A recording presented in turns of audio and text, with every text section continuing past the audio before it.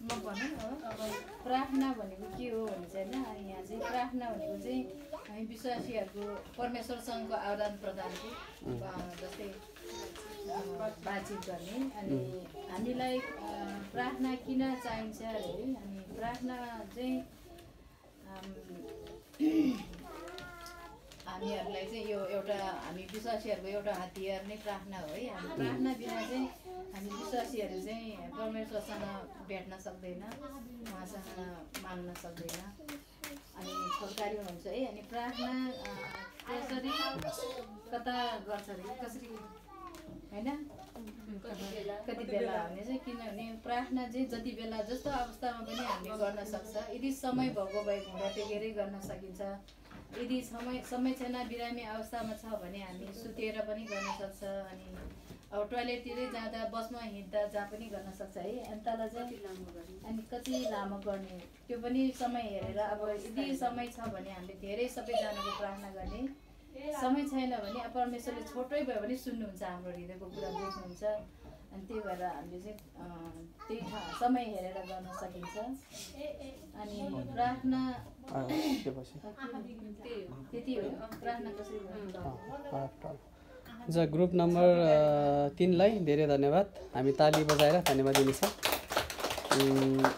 अब हामी group number 2 मा जानेछौँ।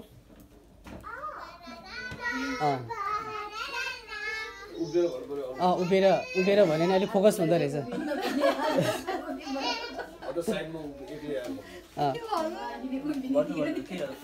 यता छेउमा आएर भन्नु नि त।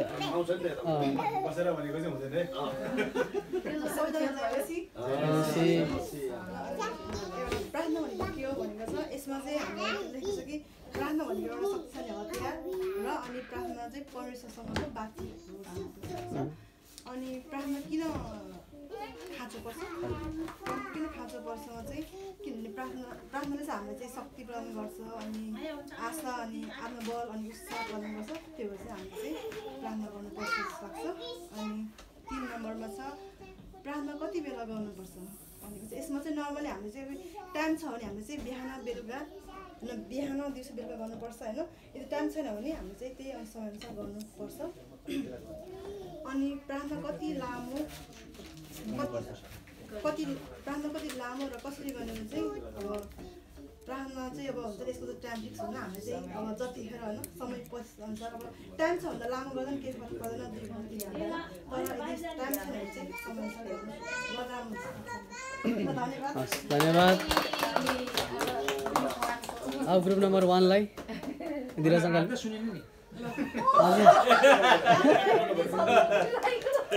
हुन्छ। ग्रुप नम्बर 1 मा अब हाम्रो पाली हजुर तपाईहरु पाली हुन्छ। म उभिएर भन्छु। हुन्छ। हुन चाहिँ मैले यो प्रार्थना भनेको के हो, प्रार्थनाको फल कसरी प्राप्त हुन्छ भनेर मैले चाहिँ यो 3 पन्ना 4 पन्ना लेखेको छु है। तर म अहिले भन्दिनँ, यो चाहिँ अहिले चाहिँ हामी यो निष्कर्षमा छोटो उसमा चाहिँ के निस्क्यो म भन्छु। हजुर। पहिलो प्रश्न छ प्रार्थना भनेको के हो। यसमा चाहिँ हामीले सल्लाह गरेर के निकाल्यौँ भने प्रार्थना भनेको ईश्वर र हाम्रो बीचको नाता हो, सम्बन्ध हो र रिश्ता हो, जसद्वारा चाहिँ हामी उहाँसँग नजिकिन पुग्छौँ। आमेन। र प्रार्थना हामी विश्वासीहरूलाई परमेश्वरको आशिष प्राप्त गर्ने माध्यम हो। प्रार्थनाद्वारा हामी परमेश्वरसँग सम्बन्ध गाँच्न र जीवनको सही मार्गमा हिँड्नको लागि हामीलाई किन चाहिन्छ भन्दाखेरि प्रार्थना त्यसको लागि चाहिन्छ कि हामीले यो जीवन कसरी जिउने त्यसको आशिष चाहिँ प्रदान हामीलाई परमेश्वरबाट प्राप्त हुन्छ। अनि दिदीको र हाम्रो सबैको भनाइअनुसार चाहिँ प्रार्थना देशको लागि, जातिको लागि, मण्डलीको लागि, गुरुजनको लागि, आफ्ना र सबैका लागि हुनुपर्दछ। प्रार्थना गर्दाखेरि सिर्फ आफ्नो लागि मात्रै नभएर सबैको लागि हुनुपर्दछ।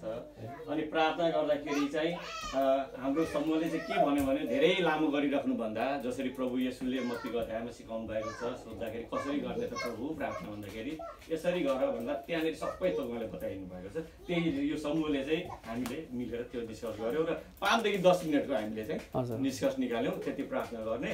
र प्रार्थना गर्ने टाइम चाहिँ हाम्रो समूहले के भन्यो भने सकभर एकान्त शान्त समय भन्नाले मर्निङको समय एउटा हुन्छ नि, अनि त्यसपछि इभिनिङको समयमा भनेर भन्नुभयो। र त्यसमा अझै म पनि पुच्छर लगाउँछु छेउमा प्रार्थना चाहिँ हामीहरू जति बेला कुनै पनि टाइममा हामी गर्न सक्छौँ हिँड्दै गर्दा पनि बसमा हिँड्दा पनि रिक्सामा चढ्दा पनि जहाँ जे गर्दा पनि प्रभुलाई सम्झिनु भनेको त्यो हाम्रो विश्वास हो हामी जति बेला पनि प्रार्थना गर्न सक्छौँ र त्यसैले हामीले सर्टकटमा यति नै भन्यो प्रभुको आशिष रहेको धेरै धन्यवाद